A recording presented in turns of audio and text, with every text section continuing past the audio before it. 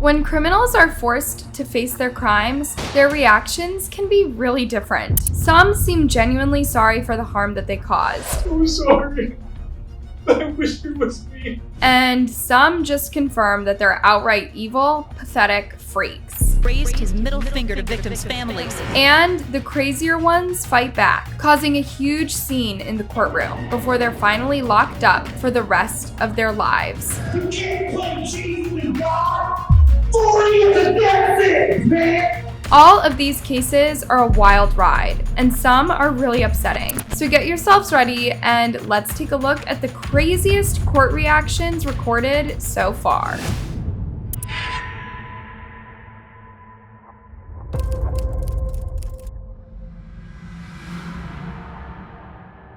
Perhaps the sanest and most decent reaction you'd expect is some remorse, like this really sad case from Davie, Florida, where on March 4th, 2014, 19-year-old Jordan Fuss had drunk way too much rum and still decided to drive his car. It's hardly surprising that after drinking all night, he was doing 90 miles an hour, and when he ran the lights around midnight, he caused a horrible tragedy. Jordan's vehicle smashed into a family car. Their car was almost broken in half. Incredibly, there were some survivors. He injured a woman, but sadly also ended the life of her son, 6-year-old Santiago Mondragon. At the trial in 2017, Santiago's father gave a gut-wrenching statement. I can't forgive you because you've ended my life. You didn't just take my son's life, you took mine too. Jordan sobbed with regret over what he had done. And it might just be me, but he seems to really mean it. I'm sorry.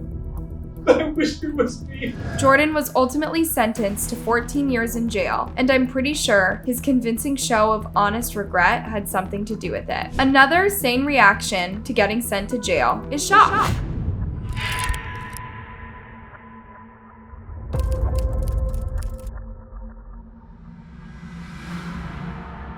In Cincinnati, on November 16, 2013, 3 attackers caused extreme harm when they tried to rob a couple parked in their car. Portia Brooks, aged 20, and her fiance, Aaron Martin, aged 21, could have never expected something like this. In fact, it was later called a crime of opportunity. But the robbery went badly wrong. Jaleel and the 2 other accomplices ended Portia's life and badly wounded Aaron. For a few long years, nobody could trace who had done this to them, but their families never stopped searching for justice, even posting flyers around Norwood where Portia lost her life, and always searching for some information. In 2016, the cops received some useful tips and picked up Jaleel Smith Riley. They soon learned that the 2 other attackers were either dead or in jail. The one in jail confirmed Jaleel's involvement. So, Jaleel was the only one left to stand trial for taking Portia's life. In court, he was also able to show extreme remorse, but still faced life without parole or life behind bars. Portia's mother gave a really passionate statement. But he killed me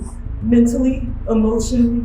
He killed my identity as a mother of 3, as a family of 4. At least Jaleel's grandfather called him a good boy. He always come by to check on me and his grandmother. He always did. He worked in the church with us all. And he made a genuine sounding apology for his awful actions. I'm sorry. Go back away. I'm sorry. This is what I got. This is somebody that feels genuine remorse. This is somebody that thinks about this every day.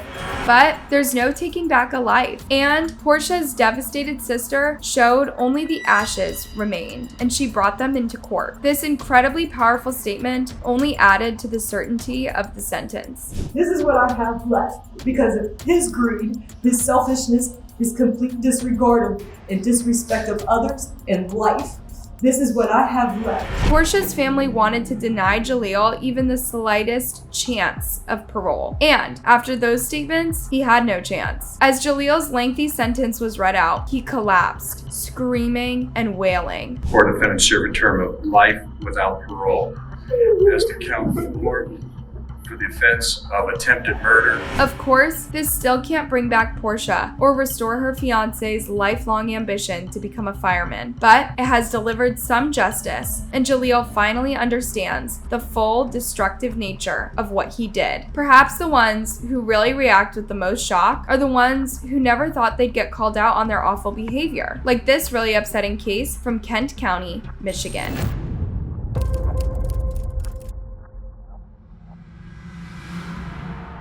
This has to be one of the worst baby neglect cases I've ever seen. Mary Ann Welch was born on October 23rd, 2017. Her parents, Seth Welch and Tatiana Fusari, were already under observation after THC was found in their infant in 2014. During a CPS investigation on August 2nd, 2018, it was discovered Mary had passed away. They learned that this disgusting couple knew Mary was ill, but Seth had refused to take little Mary Welch to a doctor. So Wendy kept on losing weight and only weighed a pound more at the time of her death than when she had been born. When did she start losing all that weight? She's lost so much weight. I've never seen a child that skinny. Never. The sheriff's department found that home was also full of mice droppings, mold, and absolute worst filthy conditions. Seth and Tatiana both blamed each other, of course. Then Seth and Tatiana were charged with homicide, felony murder in 2018, and the sentences reflected the horrendous neglect. Seth and Tatiana were both hit with a life sentence in prison. Oh, and no chance whatsoever for parole. Their reaction to this is something else. It would be funny if it wasn't so completely awful. Instead, that just seems like justice. But I'll leave you to decide if our next attacker received all the justice he deserved.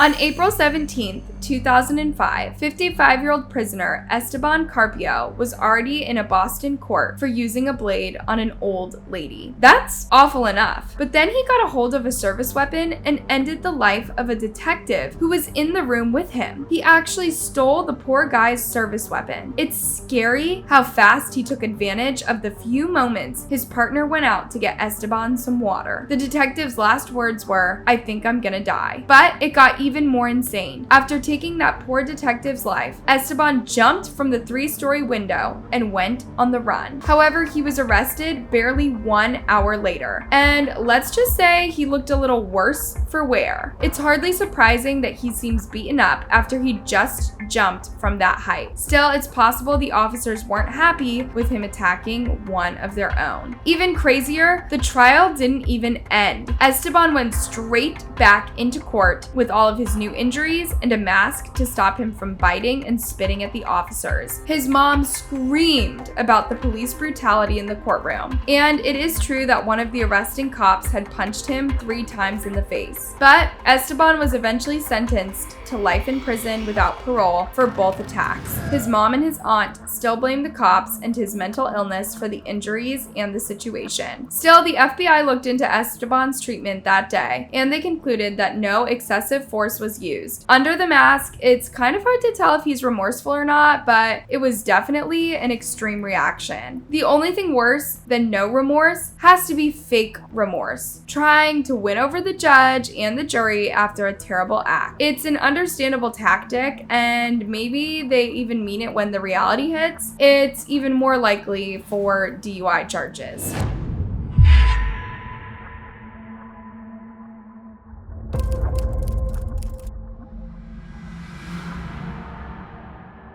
In November 2013, 21-year-old Kayla Mendoza drank 2 margarita fish bowls and then drove the wrong way up a Florida highway, killing 2 women. Kayla was 20 and very proud of being high all the time. She'd even tweeted, "Too drunk to care," a few hours before she crashed. She wrote a letter to the judge promising she'd change her ways. No matter how much time passes, I'm gonna live with that in my heart every day that I took them. But that show of regret just wasn't enough for them to let her get away with recklessly driving like that. And I'm sure the callous tweet wasn't helping her case at all. Kayla was sentenced to 24 years in prison, which seemed just fine to the families of the 2 victims. It seems like reality hit Kayla really hard.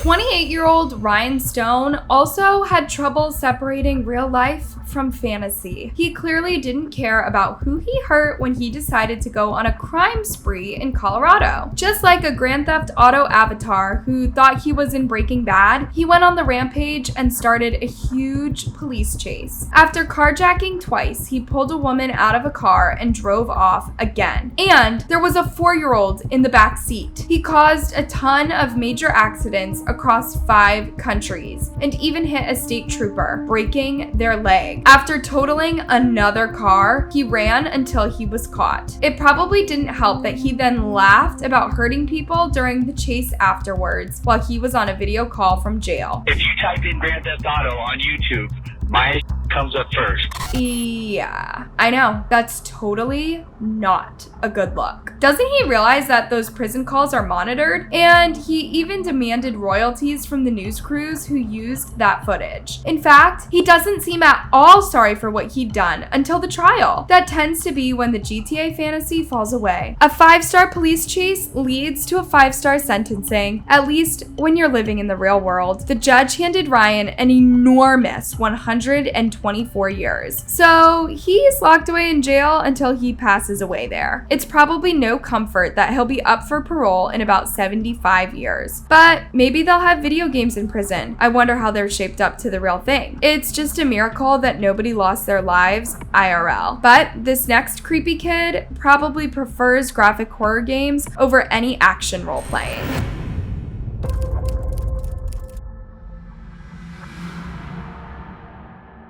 On September 17th, 2012, 13-year-old Antonio Barbo and his friend Nathan Pop visited his great-grandma in Sheboygan Falls, Wisconsin. While there, Antonio attacked his great-granny with a hatchet he'd brought up to her cabin. Then, he used his friend's hammer to brutally end her life. They stole $150 and left to buy pizza and something to smoke. In court, his parents and grandma said he'd had a brain injury in 2009 that made him this way. I know I don't show my emotions much, and I myself am not sure why, but that doesn't mean I don't. Looks like he really can show emotion, crying and smirking. But doesn't that injury, if that's the real reason, just make Antonio more of a threat? It's scary to think that whoever else got in his way would be in serious trouble. The judge definitely seemed to think so. Whether he did this because of a brain injury or not, this guy will now be locked away until he's at least 50. It's possible he had no remorse at all for what he had done, and the next few cases show even less than Antonio. The next one in particular seems to have no reason at all to behave as evilly as he did, and he didn't stop being a monster even after he was arrested. In fact, this one seemed to enjoy causing pain to everyone involved.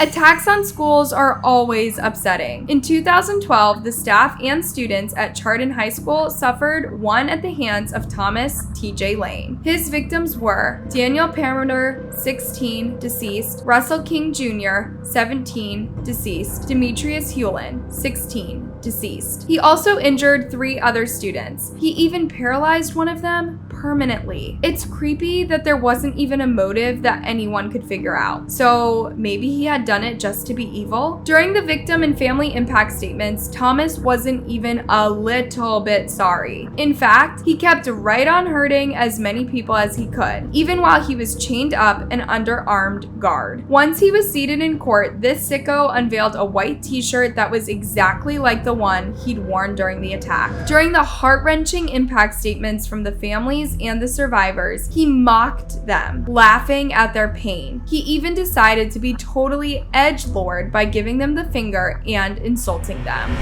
Saying to pull the trigger to kill your son, raised the memory of you. You can kind of see his attorney just giving up at that point, can't you? Honestly, he didn't have much of a shot at an easier time in court, but this pretty much guaranteed a lack of mercy from the judge. In fact, Thomas was handed 3 life sentences with 0 chance of any parole. He not only showed 0 remorse in response, but he was outright aggressive. And he just keeps getting in trouble even after getting locked up. He managed to escape from prison in 2014, and he was caught after just 6 hours and only got about 100 yards away. But even after they'd put him back, he keeps getting in trouble for breaking prison rules. Maybe he still finds it all terrifyingly funny. I just don't know. What's even more chilling than this though? A mom who loses her cool over a child taking a cupcake.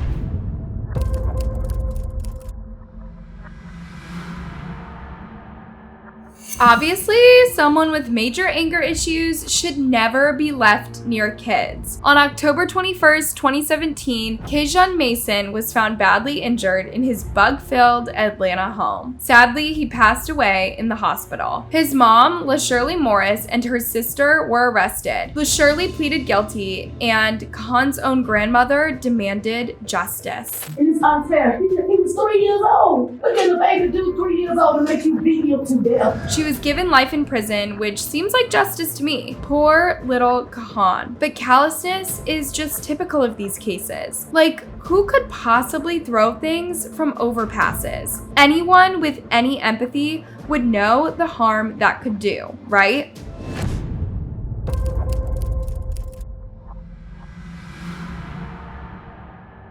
Kyle Anger and his 4 friends took a little bit longer to get the memo. In Flint, Michigan, 17-year-old Kyle Anger and his friends threw a 6-pound rock from an overpass. This took the life of a car passenger, Kenneth White, aged 32, and a dad to 4 kids. His friend called 911 for help. They agreed to plead guilty only if they could be tried as juveniles, but the judge threw that out and they went to trial. There wasn't one event, nor was it done at a single location.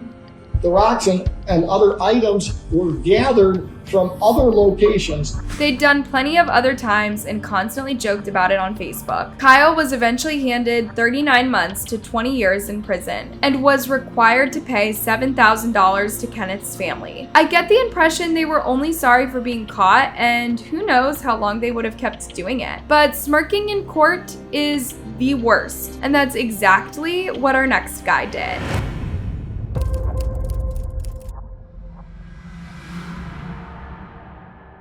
Dante Wright, aged 17, took the life of a student called Jordan Klee after he and 2 others tried to rob him on October 4th, 2016. Dante pleaded guilty at the trial. Then he started openly laughing. I sincerely hope that whatever it was you wanted so badly that you felt the need to murder my son was worth the next at least 52 years of your continued existence. You won't get the luxury of raising your child because you took mine away. Your actions have led you to a prison cell, but have also created an empty cell that I live in every day. Dante's statement in court really didn't help. When you might express remorse, he seemed totally unaffected. I'll be home soon. R.I.P. Keon. I love my family. This angered the judge so much that he wanted to take the case to a full trial by jury, but it took a long discussion with the victim's family to decide what to do. In the end, Jordan Klee's family chose forgiveness, but Dante still received between 25 and 50 years in prison for hurting them. Other criminals have had much more intense reactions to when judges send them away for what they've done.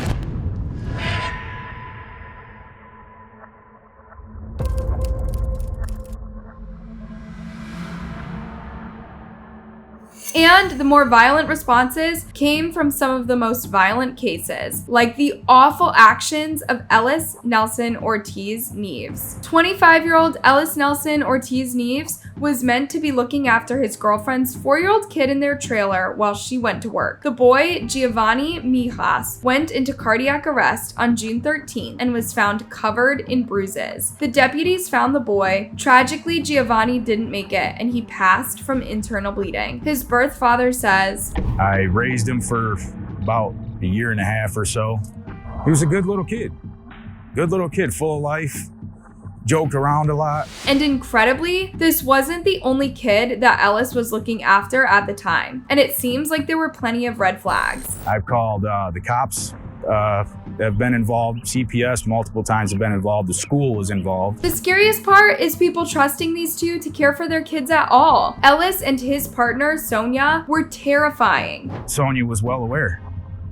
She was well aware of what was happening because she told him that was his responsibility to whoop them. So it seems inevitable that what Ellis did to the kids in his care would lead to tragedy. As the judge described what happened to the 4-year-old, Ellis got really furious. Some of the bruises were in the shape of a belt buckle. Man, I ain't gonna let you sit here and say no crazy about me, man.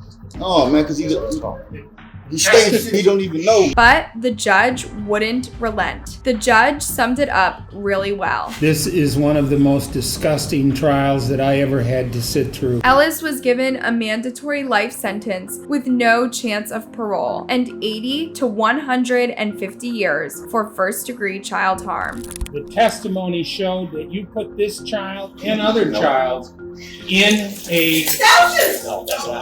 a shower with ice cold water. This got Ellis bundled from the courtroom. But despite the judge being completely convinced he did it, this hasn't stopped Ellis from protesting his innocence on Instagram and Facebook. I guess that it's worth noting that he wasn't the only one in the trailer. Apparently, the cops never even looked at his brother's possible involvement. Ellis also insists that he didn't have the funds to properly fight his case at the time. He even tried to get help from Kim Kardashian. So far, his appeals have all failed. But if Ellis didn't do this, then who else could have? No wonder he was furious. This is a very sad, strange case. But if Ellis did do it, that's unforgivable. But let's hope that justice will be handed out to the right person.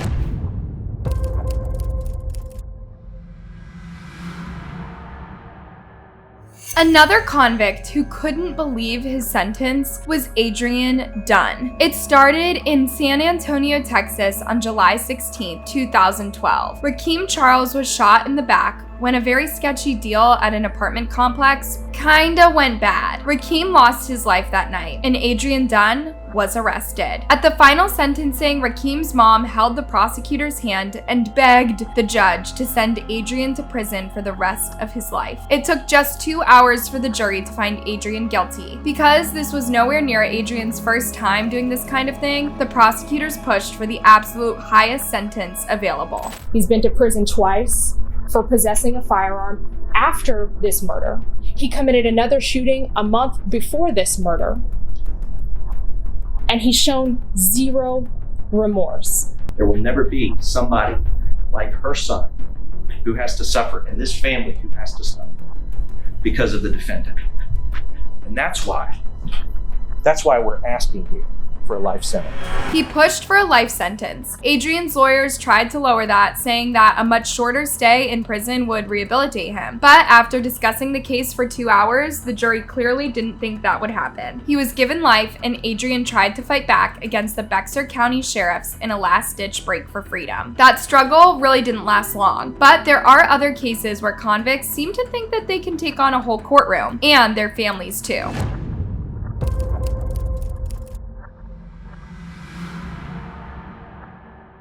Jaleel Hoskins from Grand Rapids, Michigan, was involved with a mother of 5 called Latrice Mays. She was reported missing on March 20th, 2013. The police already knew the couple had issues. The morning before she vanished, on March 19th, officers had visited their home on a DV call. But at that time, there was no clear evidence of a physical attack. Her family knew Latrice was planning to move out, but after that call, nobody ever saw her again. Her family reported her missing, and the case even went on Nancy Grace on April 8th. Apparently, she'd been threatened on Facebook. It didn't take the police long to arrest Jaleel Hoskins on April 23rd. He'd violated his parole, but it was soon punched up to homicide charge. Even though it looked bad, Latrice's family kept hoping she would be found alive, and they held a vigil at Garfield Park. When he was pulled in for her disappearance, at first he pleaded not guilty, but when his cousin Gregory Shanklin testified, apparently he knew exactly what Jaleel had done.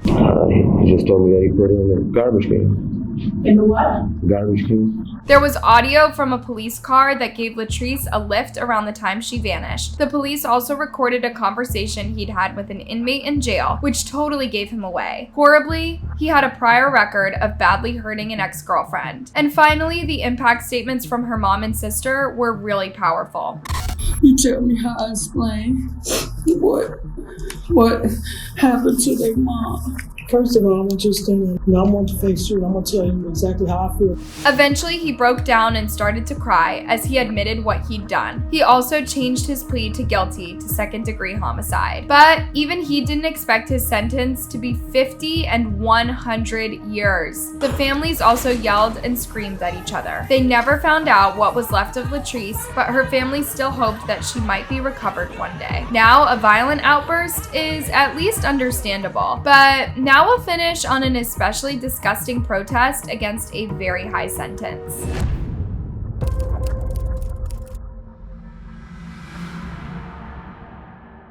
Ricky Hand, aged 46, was a bit of a career criminal. He'd been robbing stores all over Springfield, Ohio, just as they were closing, and his technique seemed to be working pretty well for him. That's until he ran into the wrong store owner. When he tried to rob John's drive-thru, Ricky came face to face with someone who was armed and totally prepared to defend themselves. Ricky was hit 3 times and eventually had to go to the hospital to get patched up. Now, they do have to report that kind of injury, and it immediately led to his arrest. With all of his prior convictions, the judge wasn't all that lenient. He gave Ricky a sentence that he just couldn't believe. You just give me 40 years. He really didn't take this well. Look what he pulled from his slang, like he was ready to get revenge on his lawyer. You just gave me 40 years. Well, guess what? Sir,